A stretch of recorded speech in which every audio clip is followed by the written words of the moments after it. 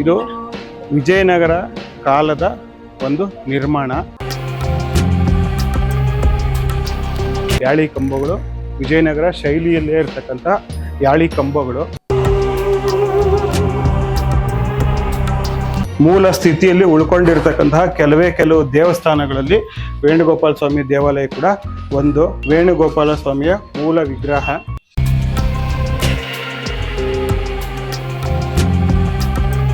ಇದು ವ್ಯಾಸರಾಯರಿಂದ ನಿರ್ಮಾಣ ಆಗಿರುವಂತಹ ಒಂದು ಮೂಲ ವಿಗ್ರಹ.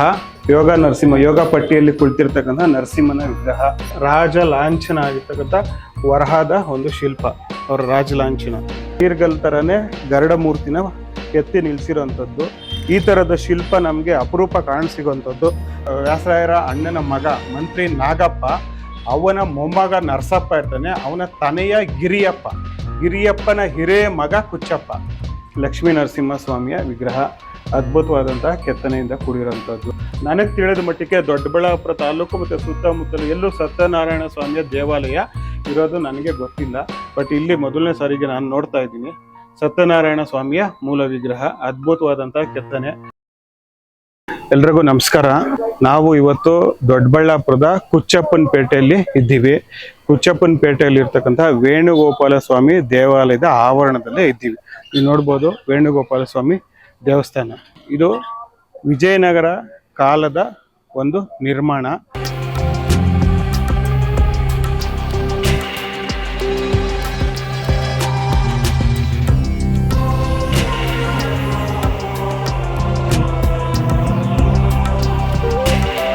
ವಿಜಯನಗರ ಕಾಲದಲ್ಲಿ ನಿರ್ಮಾಣ ಆಗಿರುವಂತಹ ವೇಣುಗೋಪಾಲ ಸ್ವಾಮಿ ದೇವಾಲಯ. ಇದರ ಯಾಳಿ ಕಂಬಗಳನ್ನ ನೀವು ನೋಡಬಹುದು. ವಿಜಯನಗರ ಶೈಲಿಯಲ್ಲಿ ಇರ್ತಕ್ಕಂಥ ಯಾಳಿ ಕಂಬಗಳು 4 ಇದಾವೆ ಒಟ್ಟು. ನೋಡಿ, ಒಟ್ಟು 4 ಕಂಬಗಳು, ಯಾಳಿ ಕಂಬಗಳು, ವಿಜಯನಗರ ಶೈಲಿಯಲ್ಲೇ ಇರ್ತಕ್ಕಂಥ ಯಾಳಿ ಕಂಬಗಳು.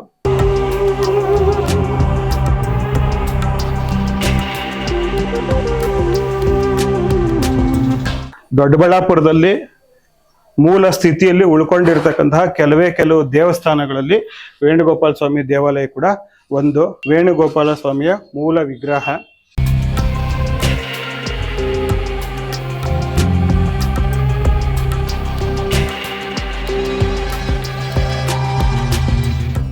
ಈ ವೇಣುಗೋಪಾಲ ಸ್ವಾಮಿ ದೇವಾಲಯದ ವಿಶೇಷ ಏನಪ್ಪಾ ಅಂದ್ರೆ, ಇದು ವ್ಯಾಸರಾಯರಿಂದ ನಿರ್ಮಾಣ ಆಗಿರುವಂತಹ ಒಂದು ಮೂಲ ವಿಗ್ರಹ. ವ್ಯಾಸರಾಯರು ವಿಜಯನಗರ ಕಾಲದಲ್ಲಿ ಅಂದ್ರೆ ದೊಡ್ಡಬಳ್ಳಾಪುರದ ಪಾಳ್ಯಗಾರ ಕಾಲದಲ್ಲಿ 2 ವರ್ಷಗಳ ಕಾಲ ಈ ಪೇಟೆ ಬೀದಿಯಲ್ಲಿ ದೊಡ್ಡಬಳ್ಳಾಪುರದಲ್ಲಿ ವಾಸ ಇದ್ದಾಗ ಈ ಪೇಟೆ ಬೀದಿಯಲ್ಲಿ ವಾಸವಾಗಿರ್ತಾರೆ. ಆ ಟೈಮಲ್ಲಿ ಈ ದೇವಾಲಯನ ನಿರ್ಮಾಣ ಮಾಡಿರುವಂಥದ್ದು. ವ್ಯಾಸರಾಯರು ಇಲ್ಲಿ ಒಟ್ಟು 3 ದೇವಾಲಯಗಳನ್ನ ನಿರ್ಮಾಣ ಮಾಡ್ತಾರೆ. ಒಂದು ಈ ವೇಣುಗೋಪಾಲ ಸ್ವಾಮಿ ವಿಗ್ರಹನ ಕೆತ್ತಿಸ್ತಾರೆ, ಇನ್ನೊಂದು ಆಂಜನೇಯ ಸ್ವಾಮಿ ವಿಗ್ರಹನ ಕೆತ್ತಿಸ್ತಾರೆ, ಇನ್ನೊಂದು ನರಸಿಂಹಸ್ವಾಮಿ ವಿಗ್ರಹನ ಕೆತ್ತಿಸ್ತಾರೆ. ನರಸಿಂಹಸ್ವಾಮಿ ವಿಗ್ರಹನ CB ತುಮಕೂರು ಜಿಲ್ಲೆಯಲ್ಲಿ ಇರ್ತಕ್ಕಂಥ CB ಅಲ್ಲಿ ನಿರ್ಮಾಣ ಮಾಡ್ತಾರೆ. ಇನ್ನೊಂದು ಆಂಜನೇಯನ ಅರಳಮಲ್ಗಿಯಲ್ಲಿ ನಿರ್ಮಾಣ ಮಾಡ್ತಾರೆ. ವೇಣುಗೋಪಾಲ ಸ್ವಾಮಿ ದೇವಾಲಯ ಇದು ಒಂದು. ಇಲ್ಲಿ ಒಟ್ಟು 3 ವಿಗ್ರಹಗಳನ್ನ ಕೆತ್ತನೆ ಮಾಡಿಸಿ ನಿರ್ಮಾಣ ಮಾಡ್ತಾರೆ ದೇವಾಲಯಗಳ. ವ್ಯಾಸರಾಯರಿಂದ ಪ್ರತಿಷ್ಠಾಪನೆ ಆಗಿರುವಂತಹ ಮೂಲ ವೇಣುಗೋಪಾಲ ಸ್ವಾಮಿಯ ವಿಗ್ರಹ. ನೋಡಿ, ಇದು ದೇವಾಲಯದ ಅಂತರಾಳದ ಒಳಗಡೆ ಇರ್ತಕ್ಕಂಥ ದ್ವಾರಭಾಗಗಳು ನೋಡಿ, ಎಲ್ಲ ವಿಜಯನಗರ ಶೈಲಿಯಲ್ಲಿ ಇರ್ತಕ್ಕಂಥದ್ದು. ದ್ವಾರಪಾಲಕರು ನೋಡ್ದು, ಮೇಲ್ಗಡೆ ಗಜಲಕ್ಷ್ಮಿ ಇದೆ, ಕೆಳಗಡೆ ವೈಷ್ಣವ ದ್ವಾರಪಾಲಕರು. ವಿಜಯನಗರ ಶೈಲಿಯಲ್ಲೇ ನಿರ್ಮಾಣ ಆಗಿರುವಂಥದ್ದು. ಇದು ಅಷ್ಟೇ ಅಂತರಾಳದ ದ್ವಾರಭಾಗಲು ನೋಡ್ಬೋದು ನೀವು. ದ್ವಾರ ಶಾಖೆಗಳಿದೆ, ಬಳ್ಳಿ ಶಾಖೆ, ಪುಷ್ಪ ಶಾಖೆ, ಇದೆಲ್ಲ ಇದೆ ನೋಡಿ. ಇದು ಅಷ್ಟೇ ದ್ವಾರಪಾಲಕರು, ವೈಷ್ಣವ ಶೈಲಿ, ಗಜಲಕ್ಷ್ಮಿ. ವಿಜಯನಗರ ಕಾಲದಲ್ಲೇ ನಿರ್ಮಾಣ ಆಗಿರುವಂತಹ ಕಂಬಗಳು. ಯೋಗ ನರಸಿಂಹ, ಯೋಗ ಪಟ್ಟಿಯಲ್ಲಿ ಕುಳಿತಿರ್ತಕ್ಕಂಥ ನರಸಿಂಹನ ವಿಗ್ರಹ. ಯೋಗ ನರಸಿಂಹ ಅಂತ ಕೂಗ್ತೀವಿ. ಕಾಳಿಂಗ ಮರ್ದನ ಭಾಗವತಕ್ಕೆ ಸಂಬಂಧಪಟ್ಟಂಥದ್ದು. ಇಲ್ಲಿ ವಿಜಯನಗರ ವಂಶಸ್ಥರ ರಾಜ ಲಾಂಛನ ಆಗಿರ್ತಕ್ಕಂಥ ವರಹದ ಒಂದು ಶಿಲ್ಪ. ಅವರ ರಾಜ ಲಾಂಛನ ವರಹದ ಶಿಲ್ಪ ಇದು. ಅಂದ್ರೆ ಇದ್ರ ಜೊತೆಗೆ ಇನ್ನೊಂದು ಈ ದೇವಾಲಯದ ವಿಶೇಷ ಏನಪ್ಪ ಅಂದ್ರೆ, ಗರುಡನ್ನ ಪ್ರತಿಷ್ಠಾಪನೆ ಮಾಡಿರುವಂಥದ್ದು. ನೋಡಿ, ವೀರ್ಗಲ್ ತರನೇ ಗರುಡ ಮೂರ್ತಿನ ಕೆತ್ತಿ ನಿಲ್ಸಿರುವಂಥದ್ದು.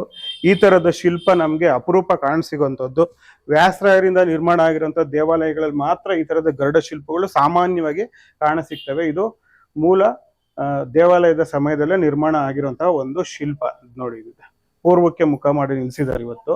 ನೋಡಿ, ವಿಜಯನಗರ ಕಾಲದ ಸೂಚನೆ ಕೊಡ್ತಂತ ಇವು ಸಿಂಬಲ್.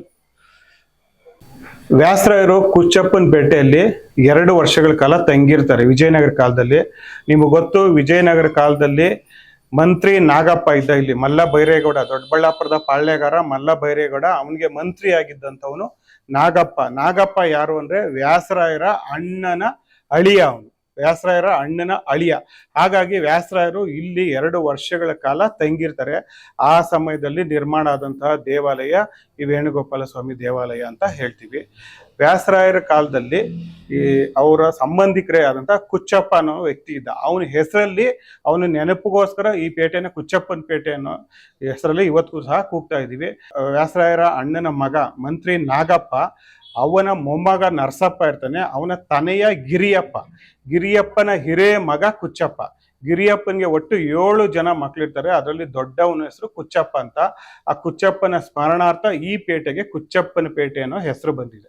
ಅಂದ್ರೆ ವ್ಯಾಸರಾಯರ ಸಂಬಂಧಿಕ ಕುಚ್ಚಪ್ಪ, ಅವನ ನೆನಪಲ್ಲಿ ಈ ಪೇಟೆಗೆ ಕುಚ್ಚಪ್ಪನ ಪೇಟೆ ಅನ್ನೋ ಹೆಸರಿಟ್ಟಿದ್ವಿ. ಕುಚ್ಚಪ್ಪ ಬಿಜಾಪುರದ ಸುಲ್ತಾನರ ಅರಮನೆಯಲ್ಲಿ ಆಪ್ತ ಸಲಹೆಗಾರನಾಗಿದ್ದ, ಉನ್ನತ ಹುದ್ದೆನ ಅಲಂಕರಿಸಿದ. ಅವನ ನೆನಪಿಗೋಸ್ಕರ ಈ ಪೇಟೆಗೆ ಕುಚ್ಚಪ್ಪನ ಪೇಟೆ ಅಂತ ಹೆಸರಿಟ್ಟಿದ್ವಿ. ಆ ಪೇಟೆಯಲ್ಲಿ ಇರ್ತಕ್ಕಂಥ ಒಂದು ದೇವಾಲಯ ಈ ವೇಣುಗೋಪಾಲ ಸ್ವಾಮಿ ದೇವಾಲಯ. ಇದರ ಜೊತೆಗೆ ಕುಚ್ಚಪ್ಪನ ಪೇಟೆಯಲ್ಲಿ ಅನೇಕ ಸಾಷ್ಟಿಕರು ನೆಲೆಸಿದ್ರು. ಆ ಕಾಲಕ್ಕೆ ವಿಜಯನಗರ ಕಾಲದಲ್ಲಿ ಸಾಷ್ಟಿಕ ವಂಶಾವಳಿ ಎಷ್ಟು 60 ವಂಶದವರು ಸಹ ಈ ಪೇಟೆ ಬೀದಿಯಲ್ಲಿ ಇದ್ದಿದ್ದಕ್ಕೆ ನಮಗೆ ದಾಖಲೆಗಳು ಸಿಗುತ್ತೆ. ಅವುಗಳಲ್ಲಿ ಬಹಳ ಪ್ರಮುಖವಾದಂಥವ್ರು ಅಂದ್ರೆ ಕೃಷ್ಣರಾಯರು, ದೇಶಪಾಂಡೆ ಕೃಷ್ಣರಾಯರು. ಅವರು ಸಹ ಇಲ್ಲಿ ಈ ಪೇಟೆಯಲ್ಲೇ ವಾಸವಾಗಿದ್ದಂಥವ್ರು, ಕುಚ್ಚಪ್ಪನ ಪೇಟೆಯಲ್ಲಿ. ಕೃಷ್ಣರಾಯರ ಗುರುಗಳಾದಂಥ ಜಗನ್ನಾಥ ದಾಸರು ಆ ಟೈಮಲ್ಲಿ ಇಲ್ಲಿ ಇರ್ತಾರೆ. ಜಗನ್ನಾಥ ದಾಸರು ಅವರ ನೆನಪಿಗೋಸ್ಕರ ಮುದ್ದು ಮೋಹನ ದಾಸರು ವಿಜಯ ವಿಠಲ ದೇವಾಲಯವನ್ನ ಇಲ್ಲಿ ನಿರ್ಮಾಣ ಮಾಡ್ತಾರೆ. ಅದು ಸಹ ಅಂದ್ರೆ ವಿಜಯ ವಿಠಲ ದೇವಾಲಯ ಕೂಡ ಇವತ್ತು ಕುಚ್ಚಪ್ಪನ ಪೇಟೆಯಲ್ಲಿ ಇದೆ. ಅಂದ್ರೆ ಕುಚ್ಚಪ್ಪ ಅನ್ನೋದು ಒಬ್ಬ ವ್ಯಕ್ತಿಯ ಹೆಸರು. ಮಂತ್ರಿ ನಾಗಪ್ಪನ ಸೋದರಿಗಳವರು, ಸಂಬಂಧಿಕರು, ಅವರ ನೆನಪಲ್ಲಿ ಇಟ್ಟಂತಹ ಒಂದು ಪೇಟೆ ಬೀದಿ ಕುಚ್ಚಪ್ಪನ ಪೇಟೆ. ಇದು ವಿಜಯನಗರ ಕಾಲದಲ್ಲಿ ನಿರ್ಮಾಣ ಆದಂತ ಒಂದು ಪೇಟೆ ಬೀದಿ ಅಂತಾನೆ ಹೇಳ್ಬೋದು ನಾವು. ಈ ದೇವಾಲಯ ಕೂಡ ಮೂಲ ಸ್ಥಿತಿಯಲ್ಲಿ ಉಳ್ಕೊಂಡಿದೆ.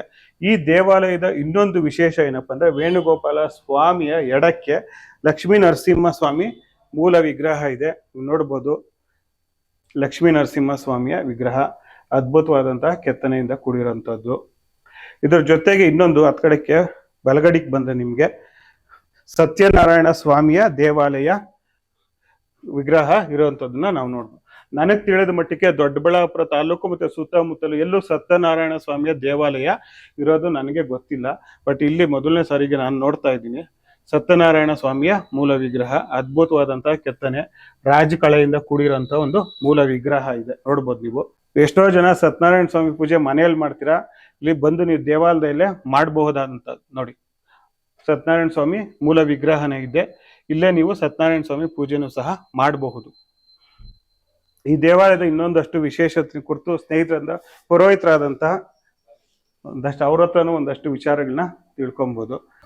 ವಸುದೇವ ಸುತಂ ದೇವಂ ಕಂಸಚಾಣೂರಮರ್ದನಂ ದೇವಕಿ ಪರಮಾನಂದಂ ಕೃಷ್ಣಂ ವಂದೇ ಜಗದ್ಗುರು.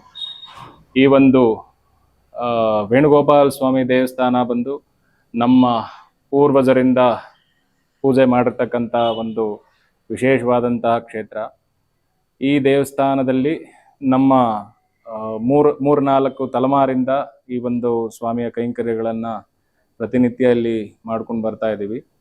ನಮ್ಮ ತಾತನವರಾದಂತಹ ಗೋಪಾಲ ಭಟ್ರು ಅಂತ ಹೇಳಿ ಇಲ್ಲಿ ಒಂದು ವಿಶೇಷವಾದಂತಹ ಒಂದು ಸೇವೆ ಸಲ್ಲಿಸಿದ್ರು. ಅವರು ಸಹ ಇಲ್ಲಿ ವಿಶೇಷವಾಗಿ ಇಲ್ಲಿ ಒಂದು ನಾಗ ಪ್ರತಿಷ್ಠಾಪನೆ ಮಾಡಿಸಿದ್ದಾರೆ. ಸೊ ಆ ಒಂದು ಇದರಿಂದಾನೇ ನಮ್ಮ ಸಂತತಿ ವಿಶೇಷವಾಗಿ ಅಭಿವೃದ್ಧಿ ಆಯಿತು ಅಂತೇಳಿ ಹೇಳ್ತಾರೆ. ಇವತ್ತಿನ ದಿವಸಕ್ಕೂ ನಾವಿಲ್ಲಿ ಮನೆ ದೇವರಂತಾನೆ ಈ ಒಂದು ದೇವಸ್ಥಾನನ ವಿಶೇಷವಾಗಿ ಪೂಜೆ ಮತ್ತು ಕೈಂಕರ್ಯಗಳನ್ನು ಮಾಡಿಕೊಂಡು ಇಲ್ಲಿವರೆಗೂ ಬಂದಿದ್ದೀವಿ, ನಡೆಸ್ತಾನೂ ಇದ್ದೀವಿ.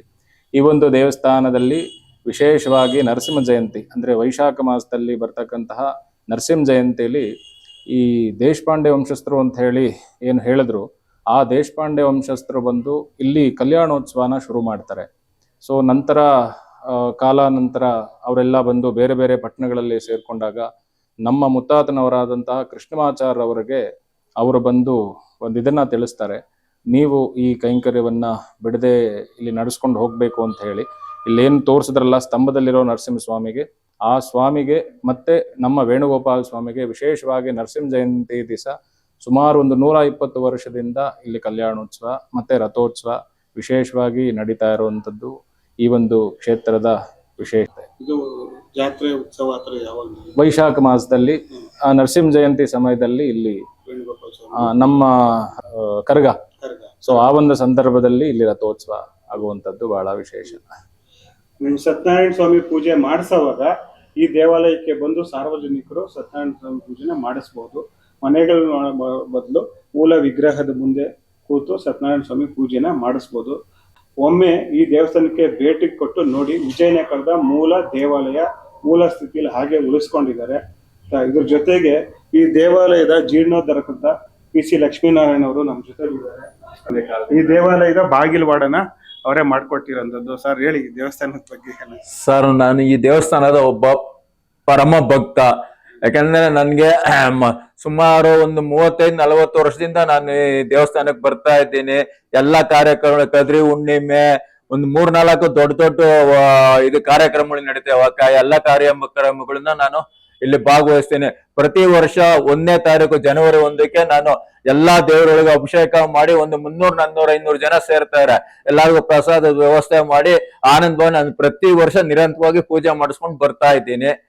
ಇದು ಸಾಕಷ್ಟು ಜೀರ್ಣೋದ್ಧಾರ ಮಾಡೋ ಅಂತ ಭಕ್ತರಿದ್ದಾರೆ. ತರಲೆ ಮಾಡ್ತಿದ್ದಾರೆ. ಸುಮ್ನೆ ಆದ್ರೂ ಇದಕ್ಕೆ ಕಂಪ್ಲೇಂಟ್ ಕೊಡೋದು, ಮುಜರಾಯಿ ಇಲಾಖೆಗೆ ಆಗೋ ಕೆಲ್ಸಕ್ಕೆ ಹರಕತ್ತು ಮಾಡೋದು, ಈ ತರ ಎಲ್ಲ ತೊಂದರೆ ಮಾಡುತ್ತವ್ರೆ.